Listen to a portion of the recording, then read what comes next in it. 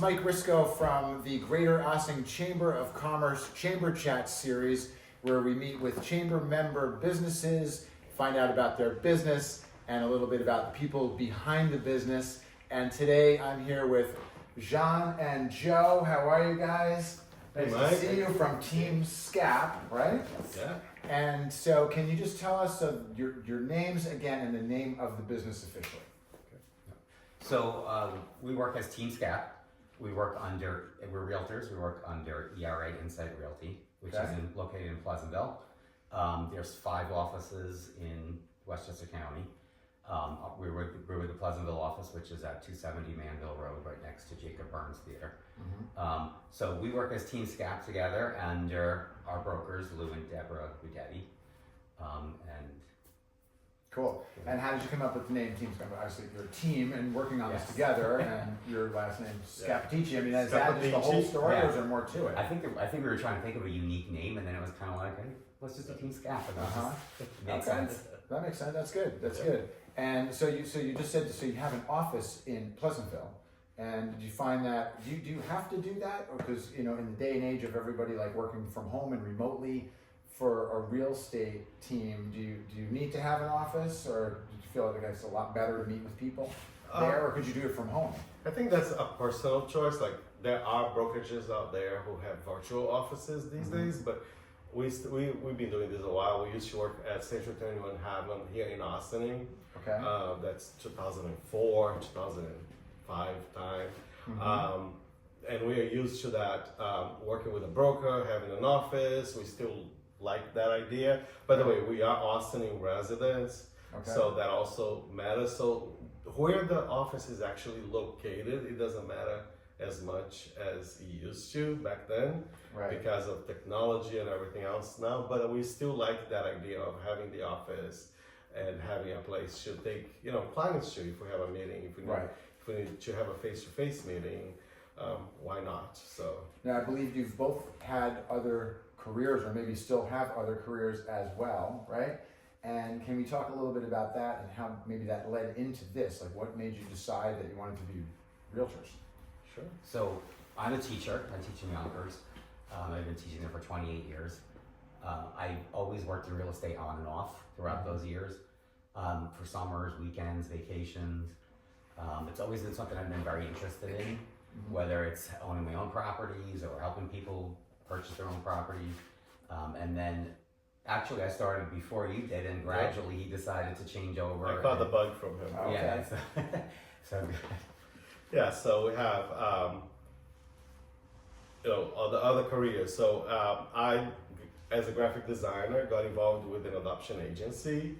So I still help families adopt children. That's something that I'm passionate about. So we are connected with the agency where we adopted our own children, who are actually Ossining. 2 of them are still Ossining High School, and other ones are already in college. But through that agency, I got connected with the families through my marketing, advertising, and graphic design skills. I was able to help those families work together in putting their profiles out there so they can be chosen to adopt a child. So that's something else that I am very happy to be able to do for children. Yes. Oh, that's great.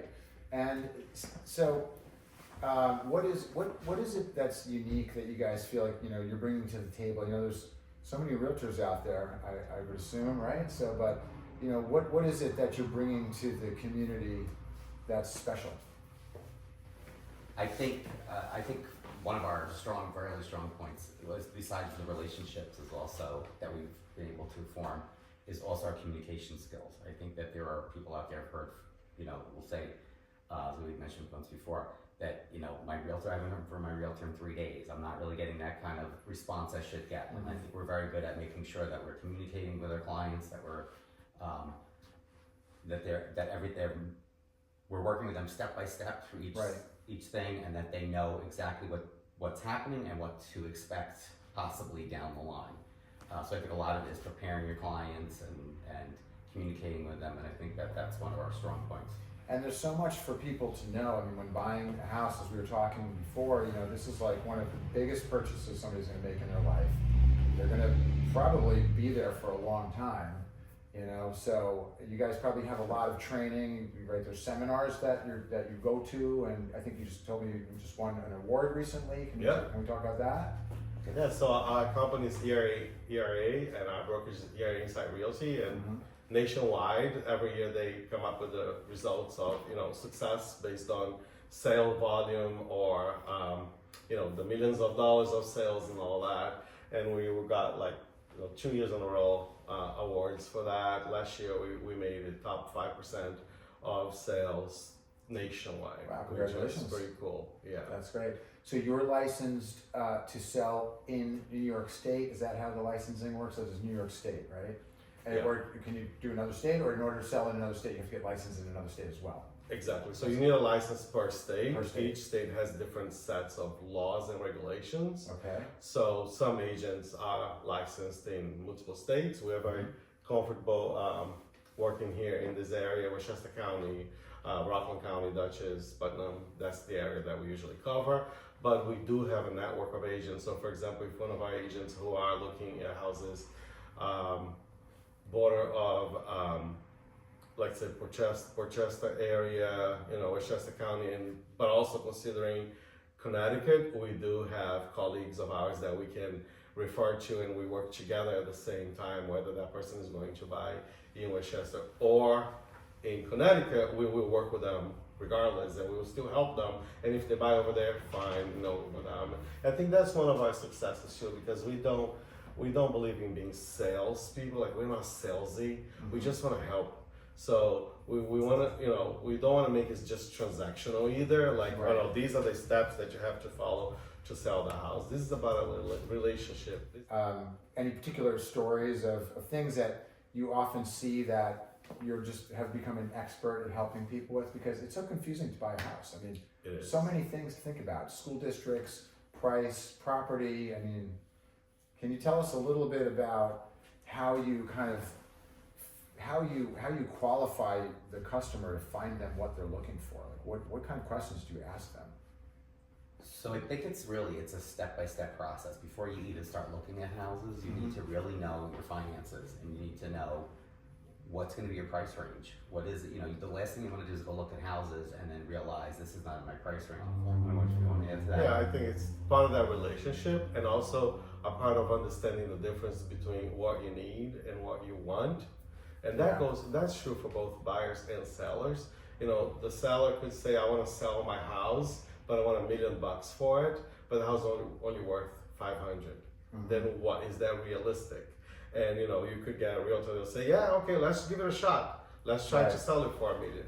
Or do you really want to hear the advice of a realtor who is actually looking at the numbers, doing the research for you, and telling you, yeah, I know what you want is that $1 million, but the papers and the reports and the research is telling us you can get 500.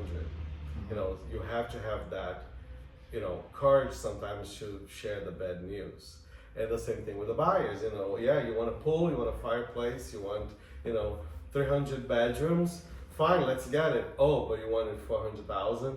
Okay, let's talk about reality. You know, the difference between what you really need and what you really want, and try to find a common ground that works for you, because there's a whole education process in there. Right. So it requires, you know, patience. It requires trust, and it requires that education process. And that is true for both sellers and buyers. So you really walk them through the whole thing. Like, Absolutely. you're like holding their hand through the whole process, because it's so complicated. It is. I mean, for you, it's probably become less complicated because you've become experts at it. Well, we've done it so many times. Yeah. That helps. That really helps. Yeah. But there's still, you know, we still believe in research. You know, there's so many tools now that we have access to that can help us providing them with that, you know, accurate. Yeah. So once the house goes on the market, we know if it can sell or not for that asking price. So what are some of the new things with technology and AI? And I know we talked about different conferences and things like that for realtors. Like, what are you finding that's tools that are helping you sell and find people the right, you know, kind of house? What kinds of things can we see in the real estate market? What kind of tools are you using? Oh yeah, I'm the tech guy, so I can talk about that. Well, first of all, there's a lot. I have seen within 2 or 3 years stuff that started and didn't go anywhere and flaw, you know, that, like, there's just so much. but technology is incredible now with virtual tours and what people can see on the listings as far as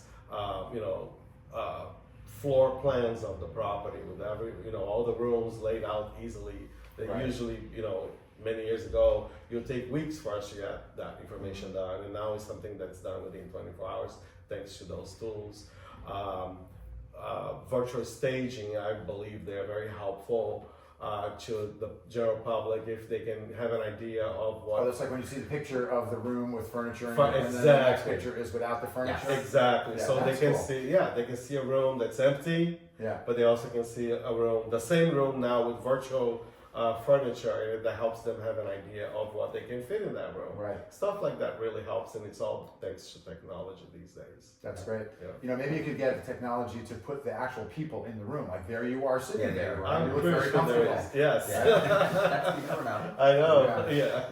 That's great, and I think probably being residents of Ossining and knowing the area, you're probably really able to give people maybe some guidance on if they're moving up from the city or something. You could tell them about the communities and the towns and different things like that. Oh, absolutely. Yeah, I think there's a lot of information we have on all the, not just Austin, but other towns, surrounding towns that we can share. Right. Just from our experience with working different buyers, different sellers in the different areas, and just resources that that buyers or sellers can use to learn about the communities. That's great. Yeah, I want to add to that. Yeah, Like sure. when people, back when we were doing this 20 years ago, people would call us, we'd have to look in the computer, find the properties that we thought were to the people's liking, and then present it to them and go, do you want to see this one? Do you want to see that one? Do you want to see that one? Fast forward 20 years, and now they're like, I want to see this one, that one, but not that one, because they already did their research for them. That's the technology. At home. That's all new technology. The general public has all that information now at their fingertips, but that doesn't disqualify the realtor for the work. We're just not looking at the listings like we used to anymore. Now we're focusing in our efforts and our knowledge in helping those clients strategize how to present an offer, what type of offer they should be making, how to write that offer. All of that matters, and it's all amazing that way. I have a client right now that typically I'll pull together a bunch of listings and send them to a client just so they can look through them and see if there's any that they like.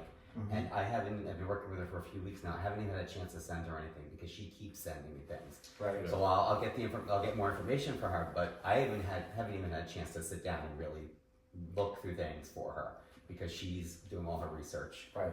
So she knows exactly what she wants to see. Well, this has been great. This is quite an education, and sounds like you guys are doing great. I feel like there's like a TV show in the making. You ever think about doing that? No. Yeah, we should totally do that. But this has been great and really informative, and I'm happy that you guys that we got together and did this. Thank you, Yeah, Mike. John, nice to see you. Thank you. Joe, Yeah, great to thank see you. So can you just let people know how they can get in touch with you, where they can find you, phone number, email, anything like that? Sure. So we have a website, Okay. teamscap.com. You can actually go to the website and you can sign up for neighborhood news. You can also contact each of us. I'm at 914-659-3577. Okay. I'm Joe at teamscap.com is my email. Okay. Yep. Just the easiest way to do it, just call Joe. No, I'm kidding. No, so I'm Jean Charles. I'm de Oliveira Scappaticci. So I also actually speak fluent Portuguese, if anybody needs help in Portuguese, Oh, a little bit of Spanish. And yeah, just the easiest way is to just contact us through the website, Great. teamscap.com. Yeah. Great. Well, thanks so much for visiting with us. And all right, reach out to these guys for sure. All right, it's Mike Risco signing off here from the Greater Ossining Chamber of Commerce Chamber Chats. We'll see you next time.